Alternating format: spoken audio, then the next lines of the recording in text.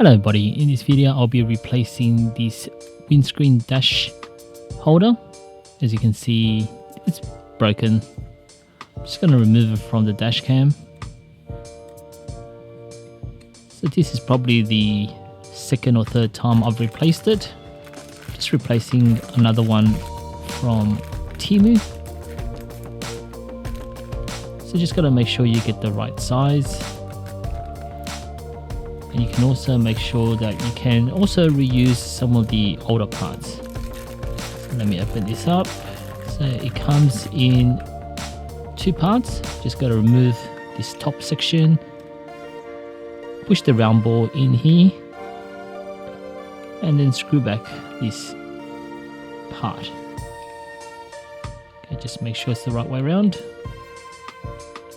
Just screw it in. There we go. Okay, the tighter you in, it locks it in. Got this plastic sleeve here. Just remove that before you stick it onto the windscreen.